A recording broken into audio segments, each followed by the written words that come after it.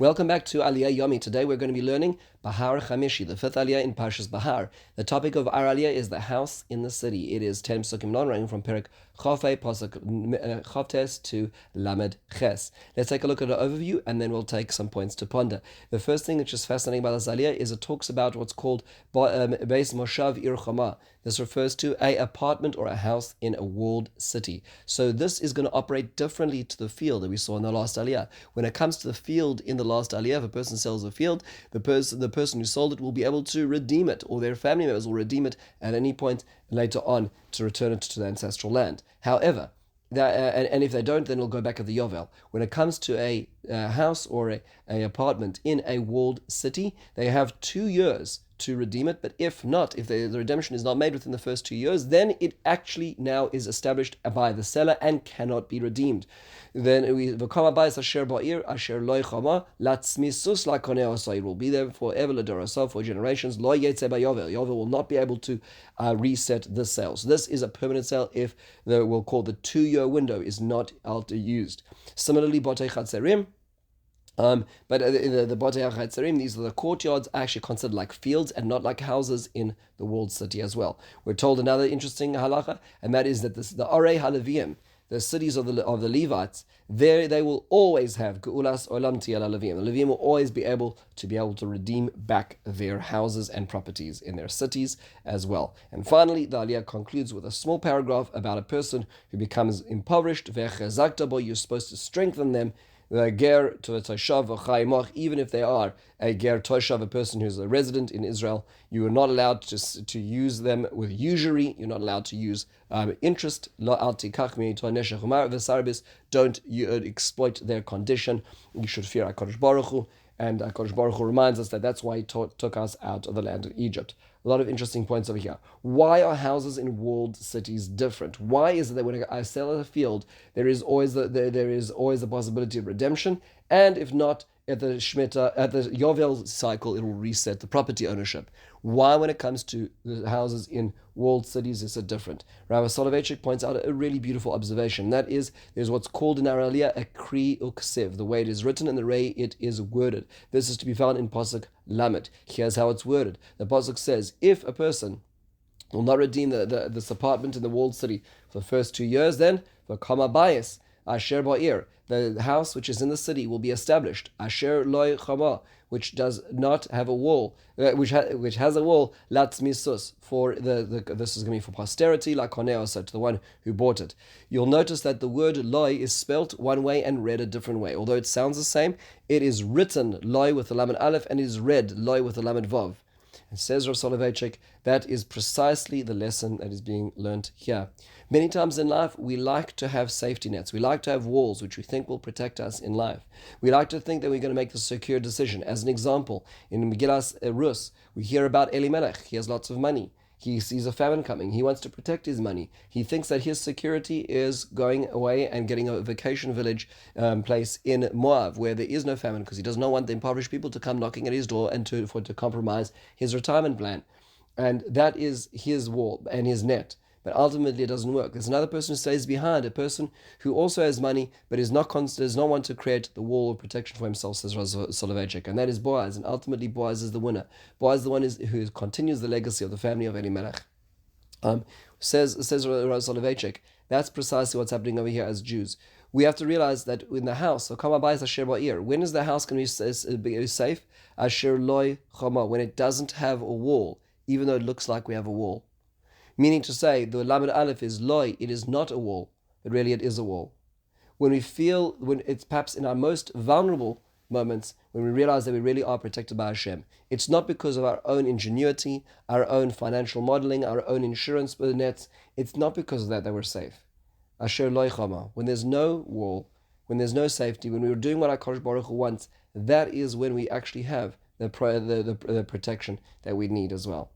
The Orach HaKadosh explains that this episode here is a mashal, is a example of Hashem selling a house. Hashem selling his house in his city. What does it mean, his city? That's the Beis HaMikdash. Why? Because in order to bring a Geula, HaKadosh Baruch Hu destroyed the Beis HaMikdash. Hashem allowed the Beis Hamikdash to be destroyed to protect us, so that the wrath of Hashem would not fully be absorbed by the nation of Israel, so that there would be an ability to be able to, for them to have a geula. So the house in the city actually refers to the house in the city, the Beis Hamikdash, the temple in the city, which was being sold in order that there should be a geula for the nation of Israel. And again, another global historical perspective that Orach HaKodesh is enlightening us with over here as well. Now, why the cities of Levium different? Rashi says, explaining the Psukim, is because all they have are these cities. They don't have so many fields. They don't have agriculture. That's not their line of work. And therefore, they need to have the redeemability possibility, because they also have a limited land as well. Now, a very important question to think about over here, and that is, what are the social ramifications of this system of return? What does a society look like that lives under Yovel? Rav Hirsch points out a few very important differences to the way that we live today. Number one is that urban development will never be at the cost of agricultural development. No farms could be bought out permanently to make cities, because they'll always return in the Yovel. That means to say that cities, if they needed a place to develop, would have to be in non-agricultural areas. This would actually be the balance in check for industrial revolution type of issues. That the Torah, obviously foreseeing this and understanding global expansion, the urbanization, and the move away from rural living, which is what we've been seeing in the last 3 centuries, these issues will be stemmed by a society which keeps Yovel. That's number one. Number two is, it will retain the town-bred intelligence and culture. People will grow up in the same places. Their families will have context in those areas. There will be people who knew their families for years. There will be natural culture which will evolve around certain locales, which will not be broken because of the continual change in society.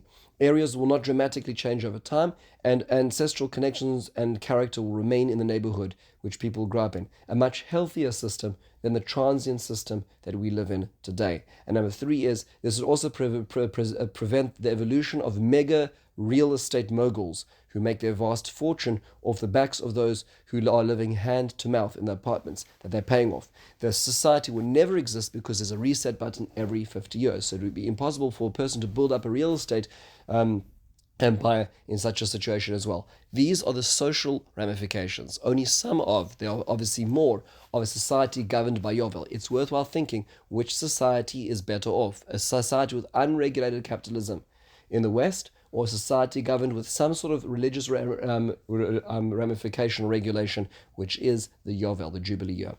Another question is, what is the mitzvah of vechezakta bar?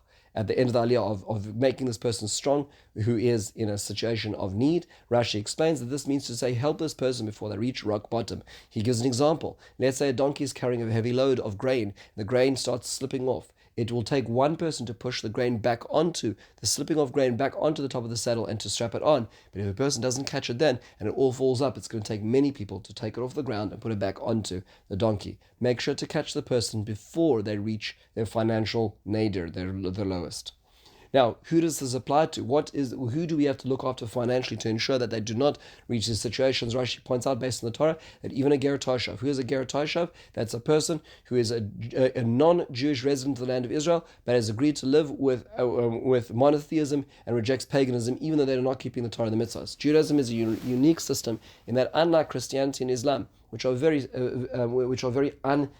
insecure religions, in that they seek to make the rest of the world under their umbrella, Judaism never did that, and the non-Jews can live side by side with them as long as they live monotheistically and with the 7 principles, the Shiva Mitzvahs B'nai Noach as well, as long as they aren't one of the 7 nations of the land of Canaan. Now, why is Rebius ethically wrong? Why does the Torah mention over here and is so ethically wrong? The answer is, says Rav Soloveitchik, it is not. It is not ethically wrong. Your money is worth your time is worth money, and you can charge for it. The reason why Rebius is prohibited in this case is because, imagine your brother came over to you and needed a loan, your sister came over to you and needed a loan. You charge them interest? What kind of horrible sibling are you?